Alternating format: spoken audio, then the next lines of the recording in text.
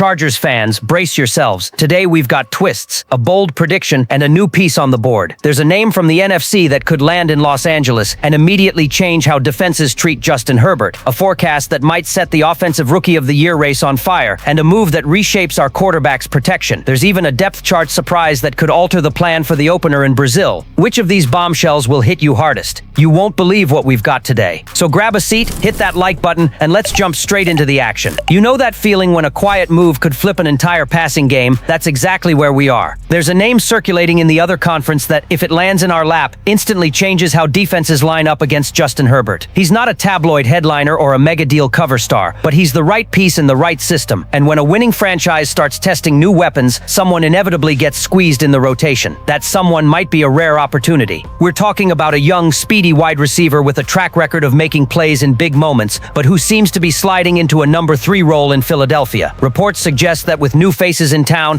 and the non-negotiable priority on A.J. Brown and Devonta Smith, Jahan Dotson could be walking a fine line. The talent has always been there. The fit hasn't always been perfect. Even so, he shined on the biggest stage, and that doesn't just vanish. If the Eagles actually dangle him on the trade block, the Chargers have to be in the room. Why? Because Jim Harbaugh wants a rugged, identity-setting ground game, but Greg Roman still needs separators to keep Herbert in rhythm. The current room has youth and upside, but lacks a true stress test piece for defenses, someone who forces the nickel to back off and opens space for crossers and options between the hashes. Quentin Johnston is still searching for consistent hands and reads. Ladd McConkey is a timing machine, but soaking up WR1 volume out of the gate is a tall ask, and rookies Trey Harris and Keandre Lambert-Smith are still digesting the playbook and NFL speed. In that context, Dotson is the chess piece that accelerates everything. In the slot, he punishes heavy linebackers. Outside, he stretches coverage and demands safety respect deep. In bunch looks, he gets free releases and becomes a nightmare on whip routes. Picture heavy play action, max protection, Herbert working high to low, and Dotson drilling that window behind the hook defender, chains moved, drive alive, momentum surging. Technically, he gives you strong hands in tight windows, burst post break, smart zone feel to settle between hooks and curls, and the body control to win contested throws without drifting off his stem. The roster math checks out too. He's still on a controllable deal, and the acquisition cost could be moderate. Think a mid-round pick with snap and production escalators, so you're not cannibalizing the future. Practical effect. Herbert gains more answers, Roman gains more personnel variety, and opposing defenses can't load the box without paying for it over the top. Fans are already picturing the red zone payoff. Motion to isolate Dotson to the boundary, slant fade calibrated 6 points. If he arrives, the conversation levels up. Option routes with Herbert setting protection, a live hot read against 0, first down with ice in his veins. If he doesn't, the message still lands. Los Angeles is aggressively hunting precision in the air, and that wasn't even the most surprising part of the day. There's a different energy when a rookie shows up and threatens to steal the scene. That's exactly what's brewing in Los Angeles. An ESPN reporter poured gasoline on the fire by dropping a daring forecast. Omarion Hampton, the rookie running back, could very well finish the year as the NFL's Offensive Rookie of the Year. Imagine debuting at a high level in a brutal division like the AFC West and already wearing that crown. That's the kind of headline that sends any fan's pulse soaring. What's wild is Hampton wasn't even plan A. The Chargers brought in Najee Harris, a proven producer from Pittsburgh with 4 straight 1,000-yard seasons, to be the anchor of the ground game.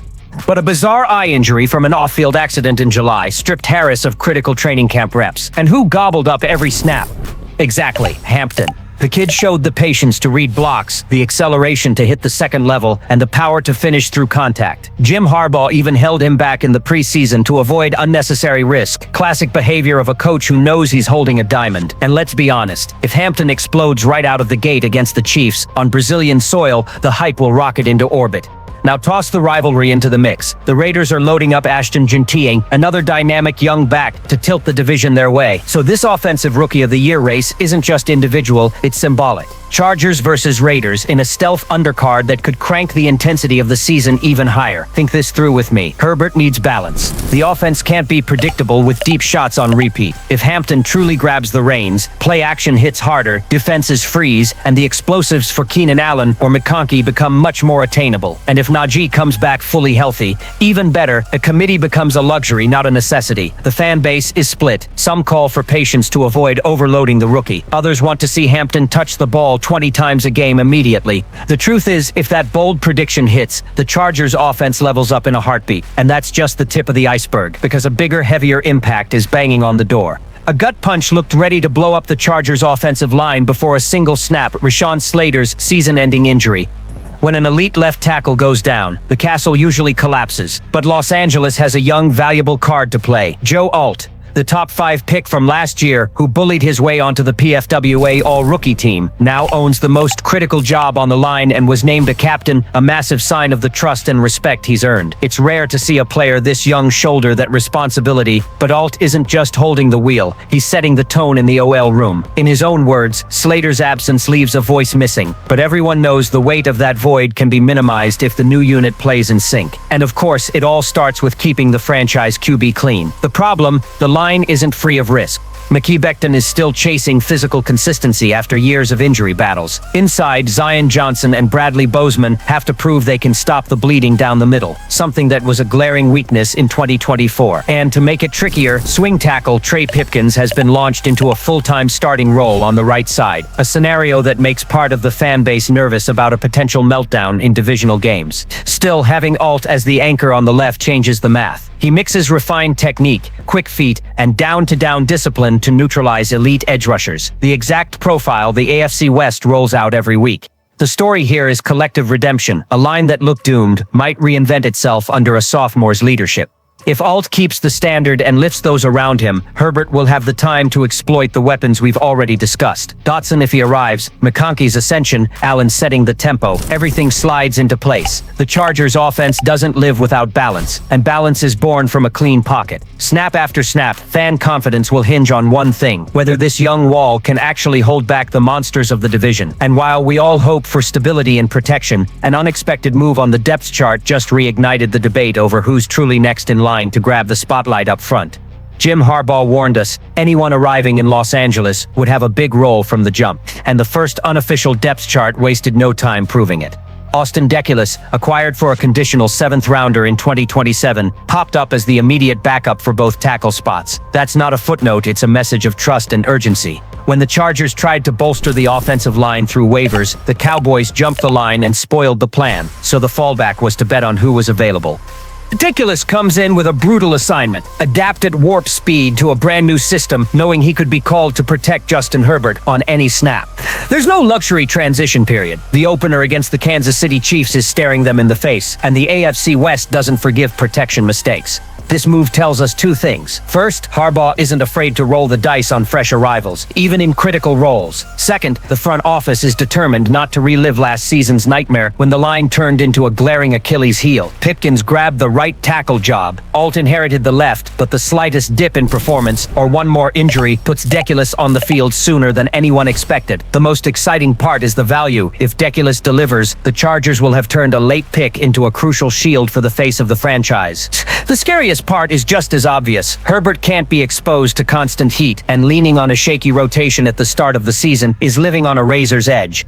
Fans are already split online. Some believe Harbaugh is a master at extracting hidden value from overlooked players. Others fear the stakes are too high, with instant consequences if the gamble fails. The truth is, this depth chart is a clear broadcast. The staff won't hide its urgency to find stability up front. And if Deculus hits, it could be the bargain story of the year. But the question that keeps echoing is simple: can the Chargers build a trustworthy wall without Slater? And with this run of bold moves, bold forecasts, and forced adjustments, it's time to step back and look at how these four shockwaves collide to shape a season that's just getting started.